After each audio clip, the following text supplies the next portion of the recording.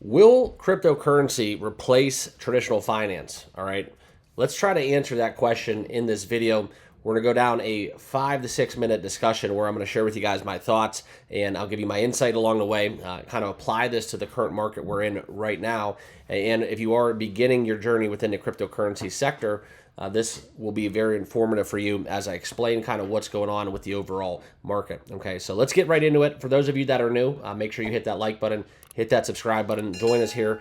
We've been talking crypto for a number of years now, and this is one where it's an exciting day each and every day. Every single day has been different.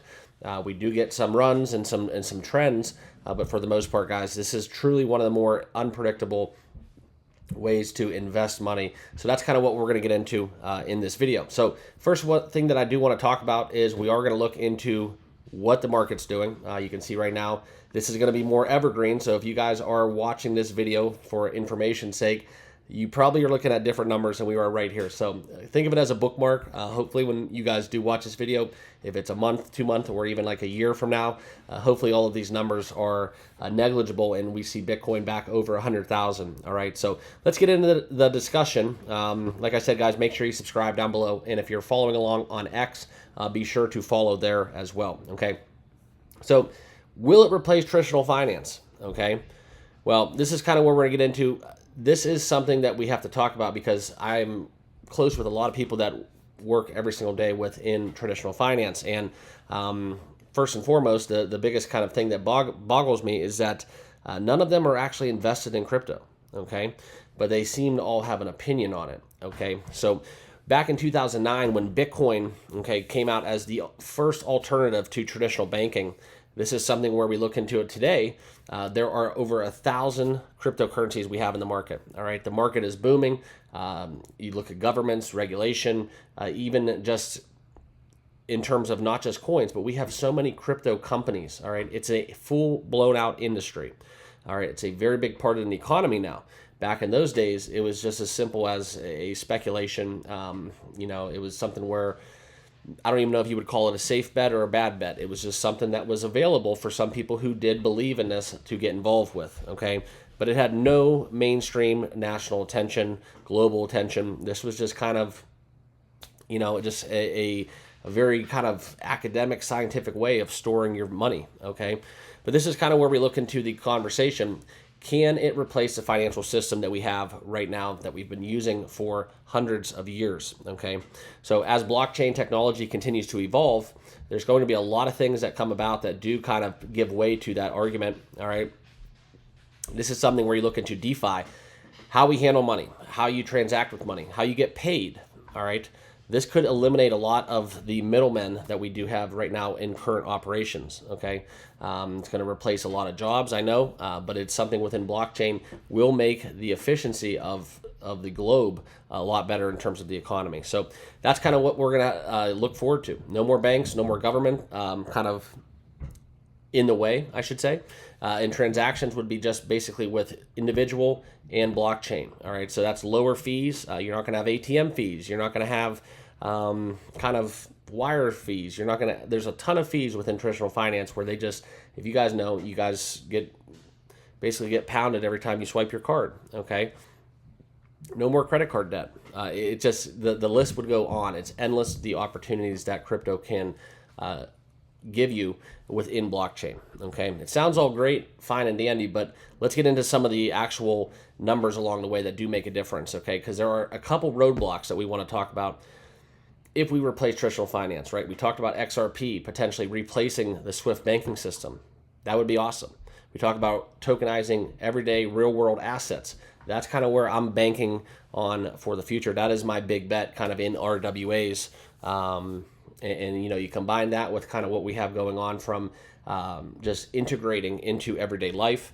Blockchain is going to be a completely different world 10 years from now than it is right here, right now, okay? But the volatility is kind of what is holding us back. And that's a great thing. If you're into small caps, you're into kind of newer cryptos that launch and you ride that wave, you can use that volatility to your gain. And that's kind of what we've seen numerous of times, right? I think everybody watching this video probably, if you've ever traded a meme coin, you've probably made money off of volatility.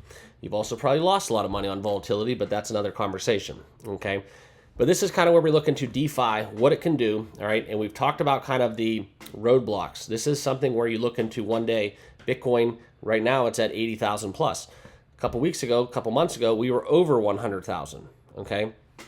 Go back a year, we were well under 60,000. So it's something very catastrophic where if you get a global event, you can go from, how we saw less than 2 years ago, we were under 16,000, and now over 100,000, setting all-time highs. Okay, so that is the beauty of it. So if you guys are getting into crypto for the first time and you want to know kind of why it's different than traditional finance, well, you're not going to find that kind of instability and volatility within mainstream markets unless you're playing some kind of derivatives game or investing in some highly levered vehicles. Okay, so crypto really is the only way that you can make those gains fast, in my personal opinion.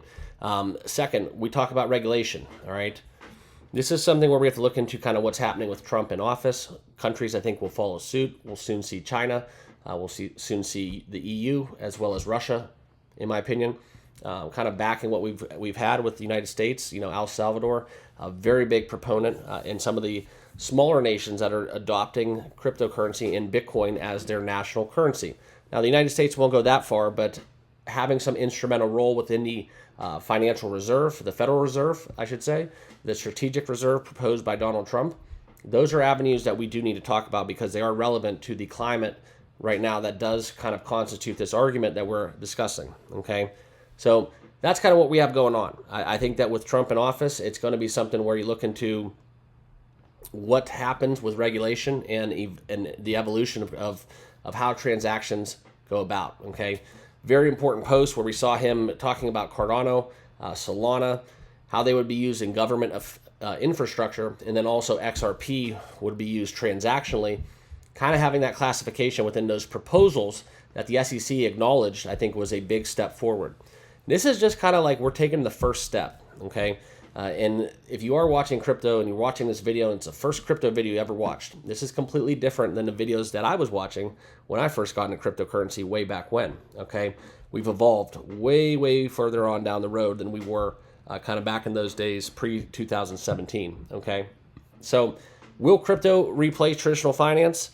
Probably not. There's going to be some kind of middle road because there's too much money and too many people that their lives depend on traditional finance, okay? It's not going to be something that just comes in like the Department of Government Efficiency and we just wipe out all those avenues that we're so used to, okay? It's not going to happen like that. And quite frankly, there's too much money involved, and I think that a lot of very powerful people would never let that happen, okay? But in my personal opinion, this is kind of why you watch these videos, is because you get my insight. I think right now we have a generational takeover going on where generations are getting phased out, okay? Elderly get old, they move, they pass on, and that's kind of where the generational gap, you see how things go with TikTok, and social media and what we use with screen time. There's a lot of people, and we're talking millions of people that probably have never picked up a smartphone in their life. Now, 10 years from now, just picture the world with blockchain being the new flashy object, such as what we've had with iPhones, so on and so forth, okay? The world will change, and I think blockchain is going to be right there for the ride. In my investment strategy is I just want to have a great view to see what that world looks like. And the best way I can do that is by buying crypto now, holding it, and then seeing what plays out, 5, 10, 15, 20 years down the road, okay? I have these conversations with people, and I'm not a financial advisor. I can't tell you guys to buy or sell crypto. I can just tell you what my personal experiences are, and you guys make the best decisions for yourselves. But if you're contributing to a 401k, like I am, with your everyday job, and you're, a normie, as they say, I think that it's very relative to talk about the fact that having exposure to cryptocurrency is probably the best decision that I've made for the long term, right? The returns that I've made on crypto, if you average them all out, the good with the bad, over the course of years has been far substantial than, your 6 to 12% if you're lucky. If your financial advisor doesn't want to lose his job because he's setting the bar too high for himself and they kind of hold back your gains, that's kind of what the difference is, okay? You control your future. So I think that me having exposure to this world of investing leaving the traditional finance world. I think that's something that's very important with my financial journey, and that's kind of why I talk about it every single day. So that's kind of what I got going on. I think that crypto and blockchain 10 years from now is going to be an incredible evolution to watch unfold. And that's why I'm making this video, so you guys kind of get my perspective moving forward. Okay, so if you watch my content, you know what cryptos I'm big on. I'm not going to share them with you guys right now, but as I let you go, make sure you like, comment, and subscribe to this video. Also, be sure to follow me on X if you're following along there. And I will talk to you a little bit about what we have going on in terms of channel sponsors. If you're new to the game and you're looking for an exchange, BTCC is one of the exchanges that I partnered with. If you're from the United States, great. You can trade spot and futures trading on this platform. It's been around for a long time. Very trusted exchange, in my opinion. All right, so run through your due diligence. And if you want to start trading on BTCC, there is a link down below in the description. All right, appreciate you guys. We'll see you in the next one. Have a great rest of your day.